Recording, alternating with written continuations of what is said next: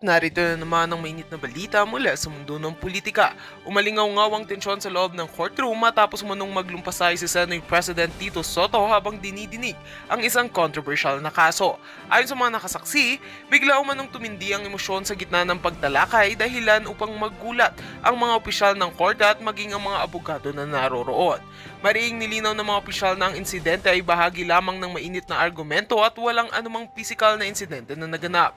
Sa kabilang banda, mas lalong uminit ang sitwasyon ng ilabas ni Senator Rodante Marcoleta ang umano'y matagal nang hinihintay na ebidensya na konektado sa kaso.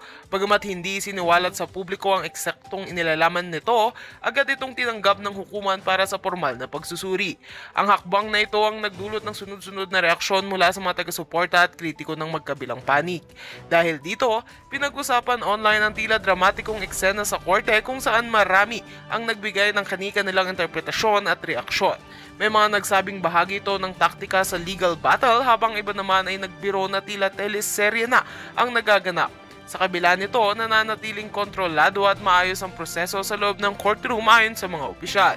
Patuloy namang nagbabala ang hukuman sa publiko na iwasan ang pagkalat ng haka-haka at peking impormasyon habang nagpapatuloy ang pagdinig.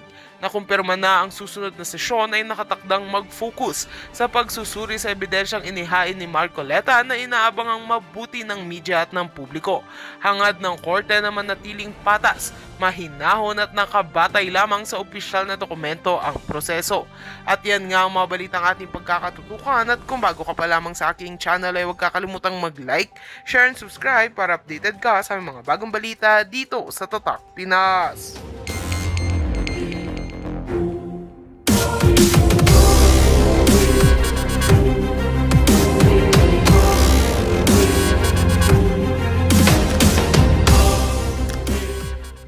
Kusang nasunog, sino ang nasa likod ng pagsunog sa Davao? Masyadong malaki naman, masyadong malaki. Dahil ba ang mga taga Davao ay naunang rumisponde na walang politikang nangyari? Tanong lang yan, yan ay mga katanungan, mga kareaksyon. Yan ay mga katanungan. Dahil ba ang Davao ay, alam po ba ninyo mga kareaksyon na maraming nag-isip? Marami ang mga nagulat. Marami ang mga napahiling. Ano ba ang tunay na nangyari? Ano ba ang nasa likod ng sunog sa Davao? Yan po ang malaking katanungan ng ating mga kababayan. Bakit ang baha ay nasa Maynila, ang investigasyon ay nasa Davao? Kagabi nga lang di ba? Bumana na naman itong si Dilimaw Zero budget daw si Vice President. Wala na. Wala na po ang inyong santo. Wala na ang Diyos-Diyosan ninyong tamba. Pinapalibutan na siya ng batas. Pinapalibutan na siya ng mga ebidensya. Pinapalibutan na siya ng mga expose. At itong mga makakaliwang, itong MLA, Malibog Party List, Malibog Party List. Ano ba pangalan ng mamamayang malilibog, mamamayang liberal, liberal, hindi malibog, liberal. Mamamayang liberal ni Leila de Limao.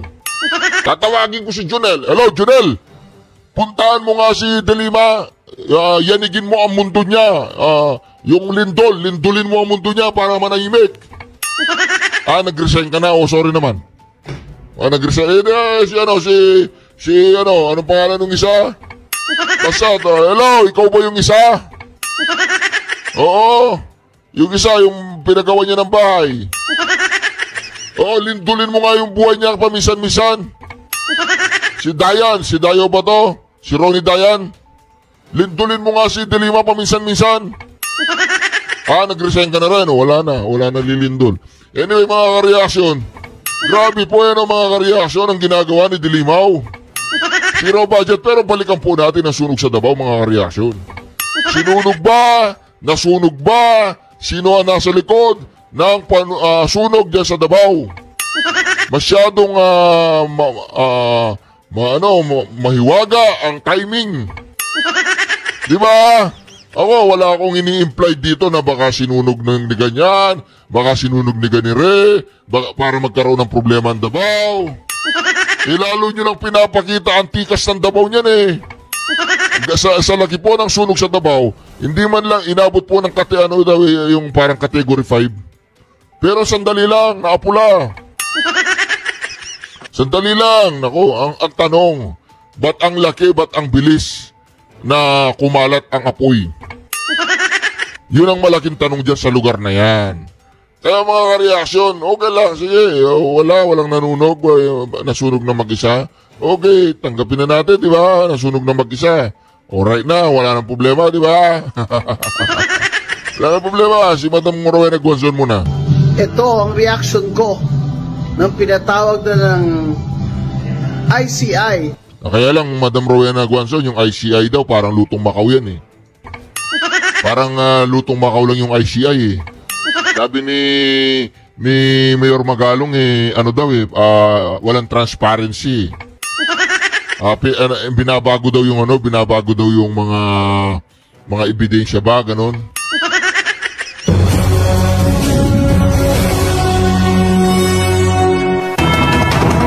Naniniwala si Baguio City Mayor Benji Magalong na pawang walang kawala sa pananagutan sina late Congressman Martin Romualdez at resigned o dating Congressman Zaldi Co kaugnay ng maanomalyang budget insertions. Ayon kay Magalong, isa rin si Health Secretary Ted Herbosa sa kanilang iimbestigahan dahil sa mga hinihinalang katiwalian sa loob naman ng Department of Health. O Magalong, dito muna tayo sa flood control ha, dito muna, one by one lang. Dito muna tayo sa flood control, baka iimbestigahan ng Blue Ribbon yan ha. Mapapalayo tayo kay Remula. Dito muna tayo sa flood control. Para nakarating na nga ng Malacanang, di ba? Doon sa Aguada, naghatid ng pera. Dito muna tayo, Magalong, huwag muna yung Department of Health. Pakinggan ng DZRH exclusive report ni Dustin Bayog. Hindi lamang si Zaldico na dawit sa maanumalyang flood control projects ang dapat managot kung hindi pati ang dating House Speaker na si Martin Romualdez. Ito ang naging sagot ni Baguio City Mayor Benjamin Magalong sa panayam nito sa DZRH nang tanungin sino pa ang dapat makulong sa issue ng katiwalaan sa mga infrastructure projects. Aniya imposible na hindi alam ng dating Speaker ang mga naging pagtaas o insertions sa National Expenditure Program o NEP, particular sa inilalagay sa Department of Public Works and Highways o DPWH. Doon ba lang sa mga bigla ang pagtaas, questionable na increase, insertion sa NEP. Especially sa infra projects. Infra pa lang yan. Binabanggit natin. No? Questionable na yun eh. Hindi ka ba nag-iisip paano nagtaas? Anong intention mo? Bakit mo itinaas? Na alam mo naman kung anong absorptive capacity ng district engineer na yun o yung regional office ng DPWH. Yung nga yung hindi nga ma-explain sa amin yan. Mababatida kasama na si Romualdez sa nakadagdang imbitahin sa Senado sa nagpapatuloy na investigasyon ng flood control projects, sabisa na sabihin na siyang ihahain na rin kay resign ako Bicol Representative Zaldico at Senador na dating DPWH Secretary na si Mark Villar. Pagsisiwala din ni Magalong, humanda na rin daw ang Department of Health o DOH kung saan Secretary si Ted Herbosa nakabilang daw sa pangunahing inimbestigahan ng grupong Mayors for Good Governance. Kala nila wala sa front site namin yan. Yan, si Ted Herbosa. Malapit ka na rin. Ganun, no? Malapit so, na hindi rin. lang DPWH? Hindi yan. Marami pa yan. Pero nangyayari dyan sa DOH, isa pa yan. Ayon kay Magalong, ginamit sa politika ang programang MAIP ng DOH o Medical Assistance for Indigent Patients kung saan hindi raw pantayan naging pamamahagi nito. By the billions din ho ba ang pinag-uusapan natin dito? Oo, rin. Malaki rin yan. Matindi din dyan. Ang kwan dyan, yung ginamit sa politika. Especially during the last election, yung MAIP na yan. MAIP. Kaugnay nito, sinabi naman ni Senador Sherwin Gatchalian sa panayam din ito sa DZRH na mayroong 11 bilyong pisong proyekto ang DOH na hindi tapos kung saan ilan sa mga ito ay konektado sa mga kontrobersyal ng mga kontraktor tulad ng mag-asawang Diskaya. So merong isang I think regional hospital yun. Drug treatment facility, no, na hindi natapos pero nakasulat doon sa sa report na tapos na. No? So ibig sabihin ay mga anomalous projects na nakatawid from flood control pumunta na ngayon sa Health Department. Samantala, pinag-aaralan pa ng Senado ang tila pagiral din ng korupsyon sa kagawaran ng kalusugan, gayon din ang pagtitiyak na hindi na ito mangyayari sa 2026 national budget. Para sa MBC TV Network News, ito si Dustin Bayog ng DZRH TV. Una sa Pilipinas, una sa Pilipino. Ako mga ka-reaction, yung PhilHealth, no? Hindi ang usapan dito mga ka-reaction,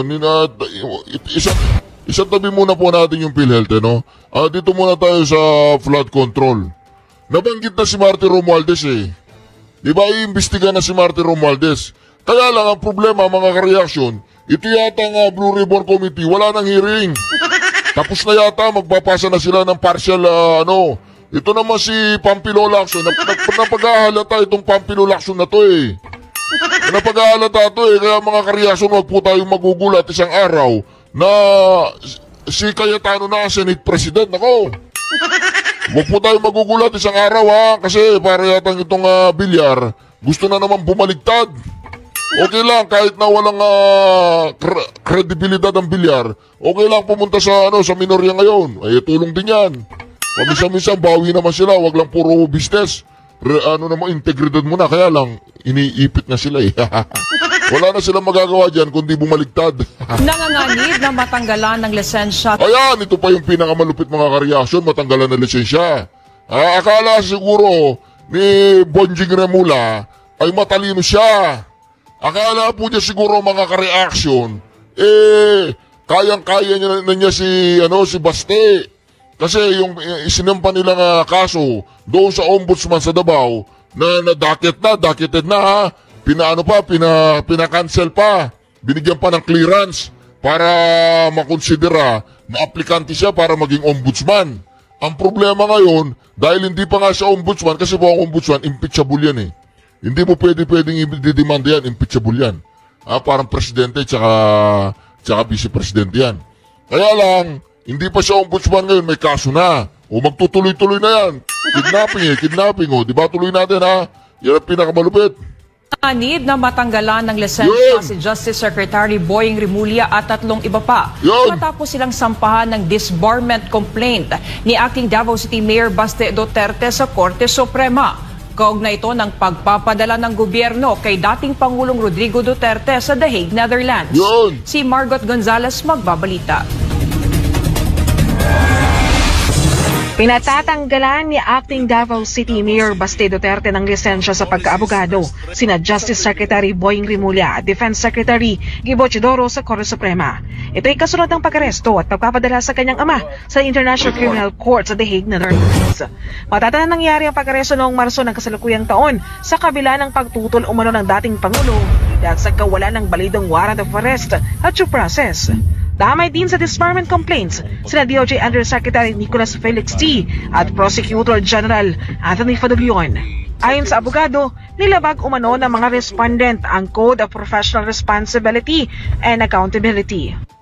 But this is related with the kidnapping as well as expulsion of former President Rodrigo Roa Duterte towards The Hague, Netherlands. So in the light of the fact that the family has decided to file a disbarment complaint against these lawyers who happen to be high officials of the land, Acting Mayor Sebastian Z. Duterte decided to file it himself in behalf of the family.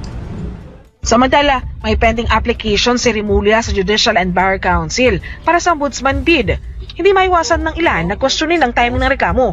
Pero gate ng abogado ni Baste, karapatan nila magsampa ng kaso anumang oras. The option to file it as to when depends on the complainant. As you can see under Article 90 of the Revised Penal Code, prescription of crimes up to 20 years for grave offenses. So within the 20-year period, it's up for the complainant as to when to file it, because complainants may have different reactions, the psychological aspect, physical aspect, financial reasons likewise may come into play as to why they would delay the filing. But since they have already filed, then they have exercised that option. Sa panig ni Rimulya, hindi na raw niya ikinagulat ang paghain ng disbarment ni Baste, pero para sa kanya, forum shopping ito dahil mayroon ng naunang reklamo na inihain ng kampo ni Duterte. Expected yun. Kaya nga, he filed in the Supreme Court already before. Forum shopping na to. It's forum shopping. Pero hirit naman ni Atty. Torion. The identity of causes of action is different. This is for the disbarment of the license of as a lawyer, whereas what we filed in the ombudsman would be the criminal aspects of the case as well as the administrative aspect of the case in the light of the fact that they are public officers. So as you can see, there is no forum shopping. Para sa Diyos at Pilipinas Kumahal, Marie Gonzalez, SMNI News. Ay, nako mga reaksyon. Tuloy-tuloy na po ang karma. Tuloy-tuloy na po ang yung tinatawag nating reconing na sinabi ng Pangulong Duterte. Nako, oo, gusto po ba ninyong i-translate ko yan? Walang English naghanap ako ng English ta-translate natin Sir, do you really want to show? Ito, si Akop. Nako, Akop, nananahimik yata si na Akop, mga reaksyon.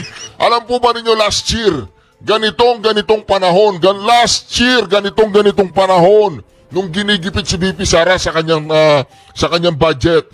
Ganito, sakto, September, October, November, December. Ginigipit po nila si VP Sara. Ngayon, sila na po ang nagigipit. Sila na po ang nagtatago. Noon, si Saldico, ang sinabi niya, bakit hindi ka umarap? Noon, si Tambaluslos, ang sabi niya, bakit hindi ka mag-take ng oath sa VP Sara? Ngayon, si Saldico, nasa ibang bansa na nagtatago. Ngayon, si Tambaluslos, nasa ibang bansa na rin daw, wala na, tumakas na. Si Sandro Marcos na lang natira, di ba? Ipatawag si Sandro, walang yaka, Sandro. Pumunta ka dito, mag-explain ka. The Filipino people. Ito si Jacob. Sir, do you really want to show the Filipino people kung anong kaalaman ninyo sa batas?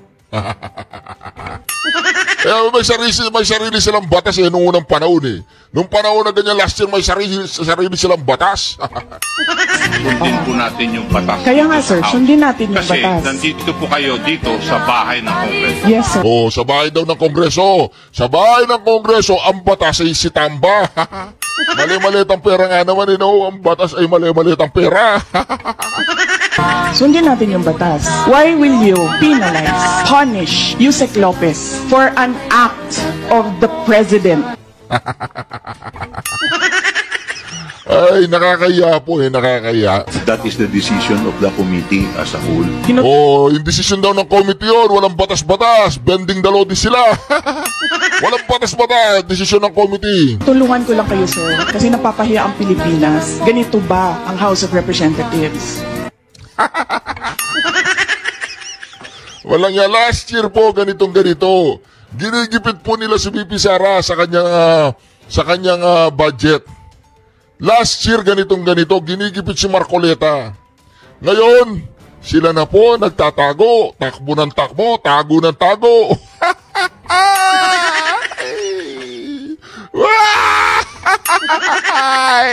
Hated me. Hindi pwede sabihin mo sa akin na you love me. Isa pa to ha. Si Chihuahua.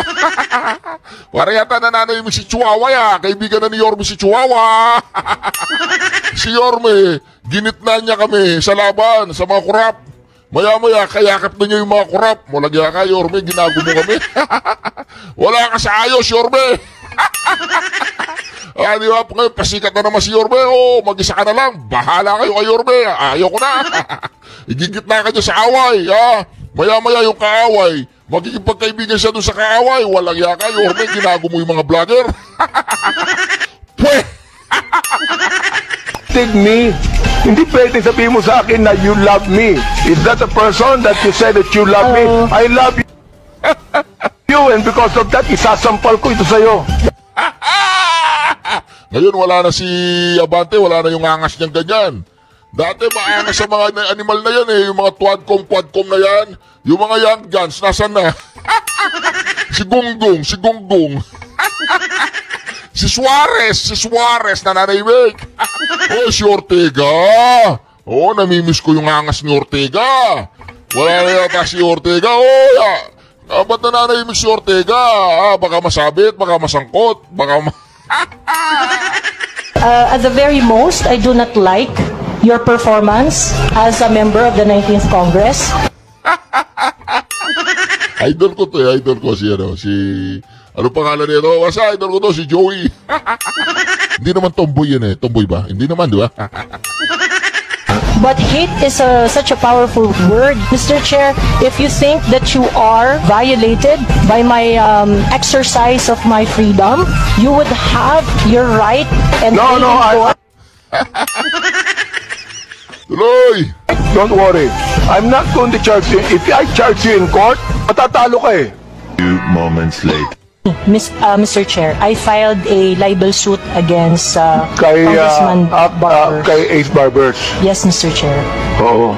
Eh, huwag ka na mag-file ng libel suit sa akin. Wala naman akong sinabing masama sa iyo. Hated me. Walang yate si Abante. Pastor yan, pastor. Sir, kasi... Oy, ito na naman!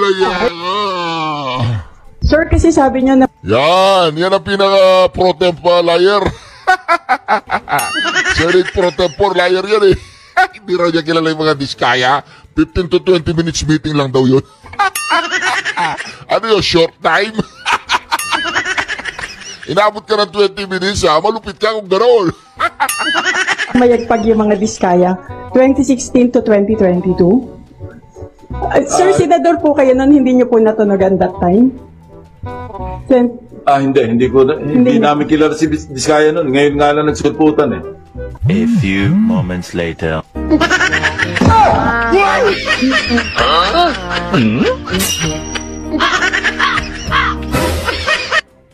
Galing eh, no? Hindi niya kilala.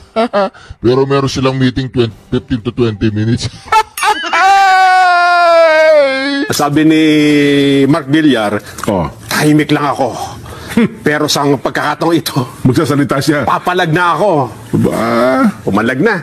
Meron daw kasing kontratang nakuha ang mga Villar sa gobyerno noong kalihim pa ng DPWH si Mark.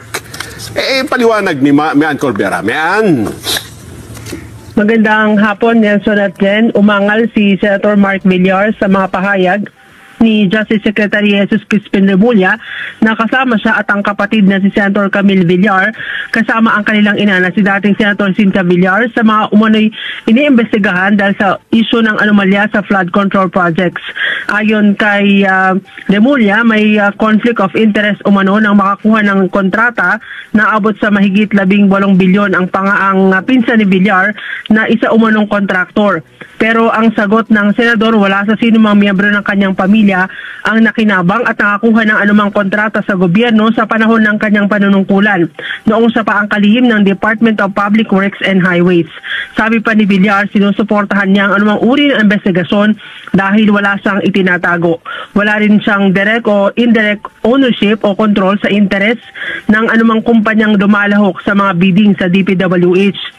Makukumpirma niya yan sa mga records na wala sa mga kamag-anak niya ang nakakuha ng kontrato sa gobyerno mula noong 2016 hanggang 2021 kung kailan siya nanungkulan bilang kalihim ng DPWH. Balik sa inyo, Nelson at Chet. Pero bukod dyan sa kontrata na yan, may schedule na ba kung kailan naman iimbestigahan yung prime water, Meng? Di ba sabi iimbestigahan din yan? Inimbestigahan nitong linggo ng Senado yung prime water. Meron tayong story tungkol dyan. Nagisa nga itong opisyal ng prime water dahil wala silang maibigay na mga report tungkol dun sa ginawa nilang pagpasok dun sa joint venture agreement.